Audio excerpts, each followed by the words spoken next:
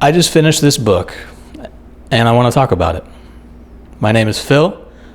I make ambient music under the name Left the Chat, and I'm a former librarian. But once a librarian, always a librarian, so I'm going to run this book club. Welcome to Ambient Book Club.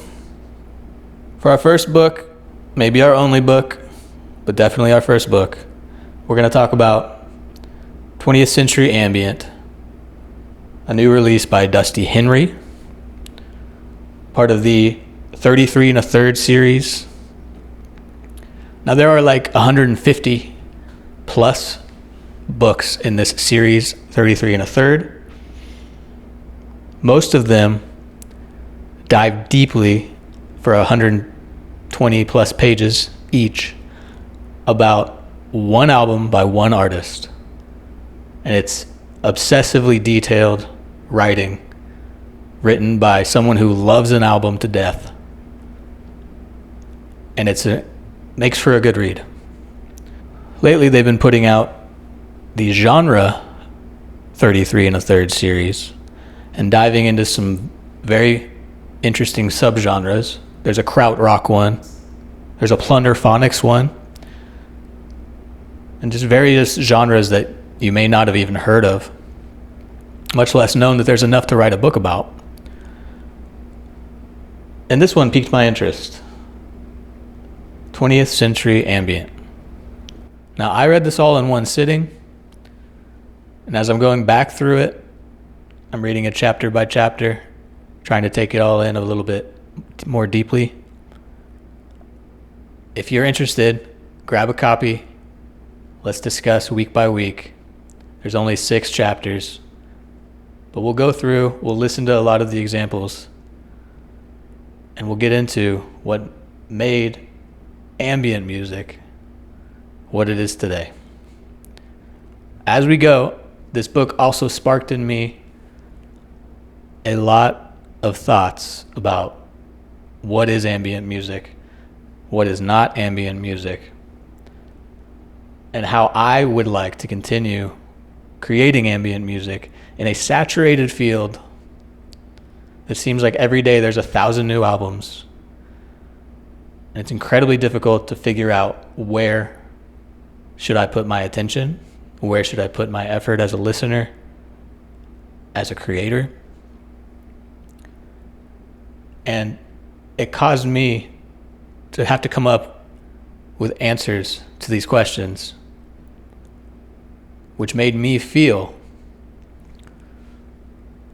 like I had written a manifesto of sorts about how I view ambient music going forward and where I want to put my eyeballs and ears and who I want to give my attention to and who I do not want to give my attention to.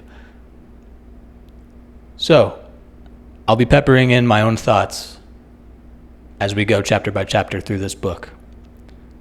Take it with a grain of salt. If you don't like it, please leave a comment and let me know why you don't like it. And let's have a little back and forth. I'm not the arbiter of anything. I'm just a guy with thoughts as I read a book. That's the point of book club.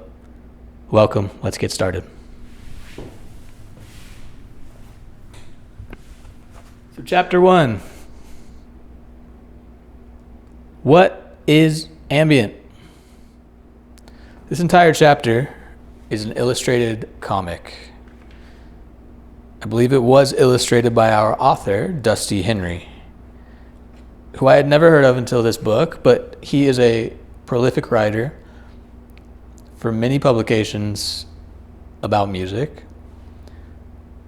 And I believe that he is full-time in Seattle for KEXP, which many of us know and love their YouTube channel at the very least, where they feature some of the most amazing musical artists in a live studio environment. If you haven't seen that, please check it out. I will link that below. But setting the stage for what is ambient, it all goes back to the beginning of time itself. the Big Bang. And how do I mean? Well, in 2013, physicist John Kramer at the University of Washington analyzed cosmic background radiation, did a bunch of math, and he replicated the sound of the Big Bang. Now, the sound of the Big Bang, I guess mathematically, creates a frequency that's so low that it is well below anything that the human ear could pick up on as a sound. But stretched out, manipulated, and raised to a frequency which we can hear, somewhere between 20 hertz and 20,000 hertz, we get this.